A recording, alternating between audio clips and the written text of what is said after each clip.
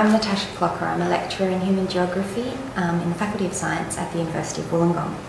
And in my two modules, I'm going to talk to you about households and sustainability in a climate changing world. Now, first of all, I just wanted to talk very briefly about sustainability, and I'm sure that this is a definition that you're all very familiar with. It's from the Brundtland Report, and it defines sustainable development as development that meets the needs of the present without compromising the ability of future generations to meet their own needs. And that's a really important definition. But the important thing to keep in mind is that it's not just about the way we use finite resources like oil and minerals, but it's also about the impacts that we have and the way we use our natural environment, our water systems, our air, our forests, and so on. And it highlights the importance of balance, and in particular the idea of intergenerational equity, that it's really important to use resources in a way and to impact on our environment in a way that isn't going to really hinder the lifestyle of future generations of humans and other species. But these days when we talk about sustainability, and I'm sure you're all aware of this as well, we often conflate that with climate change, and we think very much about sustainability in terms of climate change. And that's going to be the focus of what I'm talking to you about today. When we think about climate change, what we're most interested in is anthropogenic climate change. And again, I'm sure you're all familiar with this word, but anthropogenic basically just means caused by humans. Now, the vast majority of scientists agree, and you'll see it in the Intergovernmental Panel on Climate Change reports, is that the vast majority of science agree that we are experiencing a certain degree of climate change and that the planet is going to experience atmospheric warming and that this is going to have various impacts.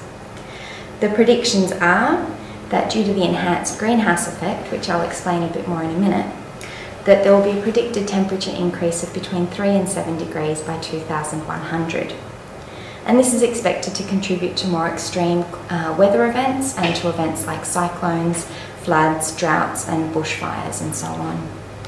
And it's also predicted that this will contribute to sea level rise somewhere in the magnitude of about 18 to 59 centimetres by 2100. And on top of that, they predict that you can add another 10 to 20 centimetres of sea level rise that's due to melting ice sheets.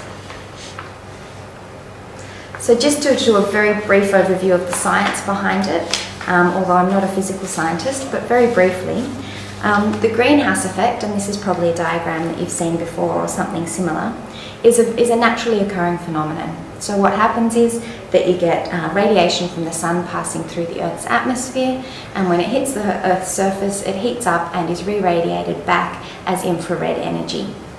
Now, when the infrared radiation goes back out into the atmosphere, it becomes trapped by gases in the atmosphere and warms the Earth. And that happens because, or that is a natural process, and if it weren't to happen, then life on Earth wouldn't be sustained in the way we know it, because it would be much colder than it is. But what we're most concerned about, obviously, is the enhanced greenhouse effect, and that's the greenhouse effect that's caused by humans and the burning of fossil fuels and so on, that contributes to extra gases, greenhouse gases in the atmosphere, which means that more of that heat is being kept or trapped within the Earth's atmosphere than it was without human activity. So building on from that, sometimes what you'll hear people say is particular climate change skeptics will talk about this type of stuff, and they'll say that there's so many natural processes contributing to greenhouse gases, and in particular they like to talk about things like volcanoes, and one volcanic eruption emits so many greenhouse gases that surely that's more significant than human impacts. But this question about what contributes more is often just used as a bit of a deflection from the debates, because when you look into the science behind it, all of the world's volcanoes together in each year produce only 300 million tonnes of carbon emissions. Now that seems like a huge number, and it is a huge number, but when you compare it to human activities, that's less than 1% of everything that humans do in terms of contributing to greenhouse gases every year. Okay, so it's quite a fallacy to think that these natural processes like volcanic eruptions are outweighing the human impact on the climate. And another point about volcanoes, actually, which you may have heard before, is that they also contribute to some atmospheric cooling, and this is because they put so much sulfur and ash into the atmosphere that for a time after a volcanic eruption you don't get as much radiation from the sun coming through the atmosphere in the first place. Now, what I wanted to get you to think about as well is the idea of a carbon footprint.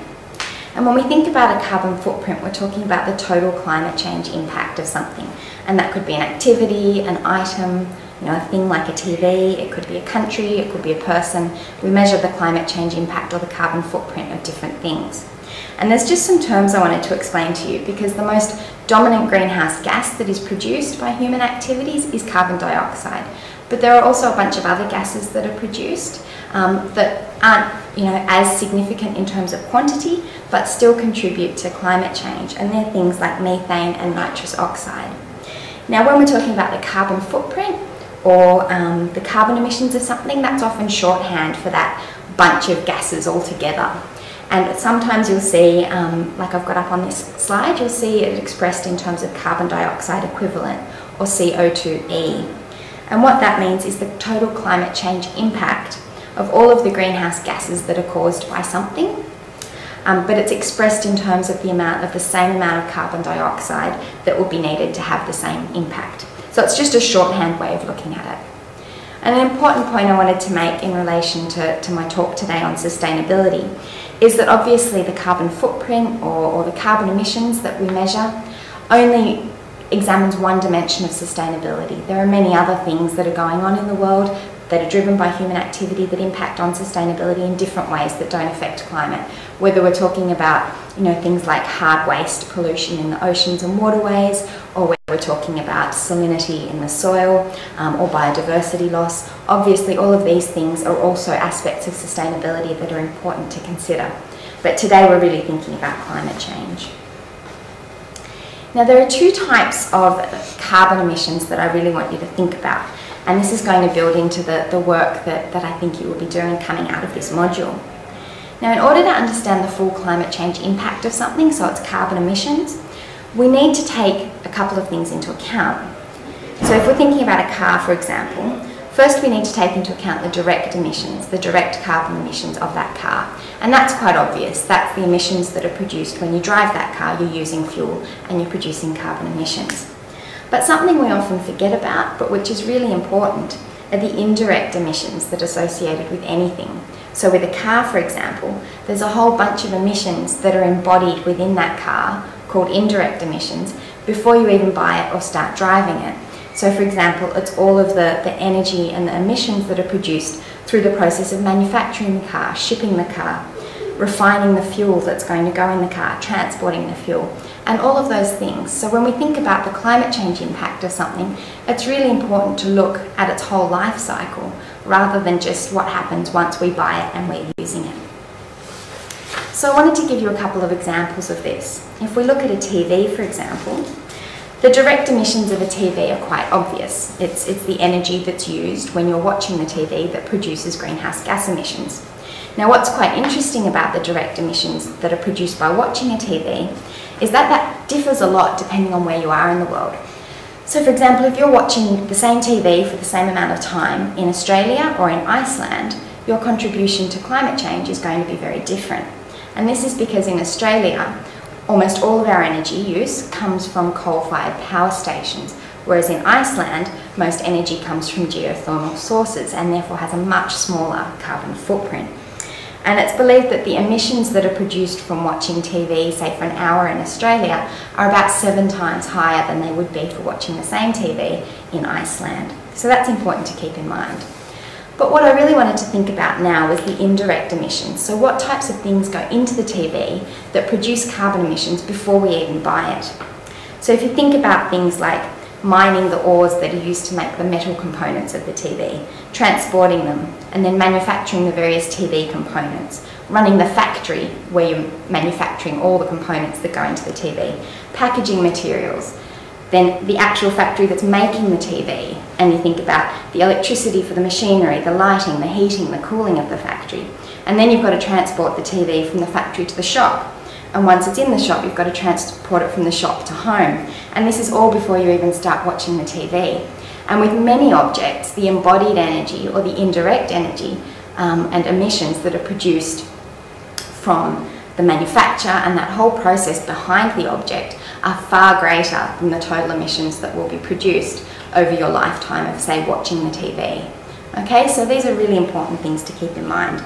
And once you start to think about these indirect emissions, it can be an almost endless list. You could start thinking about the petrol that the workers at the factory put in their car to drive to work to make the TV, and you could go on and on and on, but there's this really long chain of things that happen that have a climate change impact before you even watch the TV. Now, what I wanted to finish on for this first module was just to leave you with an activity and to think about an apple, for example.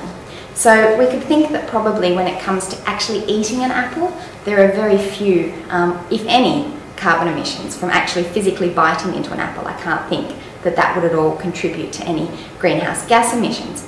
But what I would like you to think about in your classroom is what types of things happen to that apple before we actually get to eating it that would contribute to indirect greenhouse gas emissions.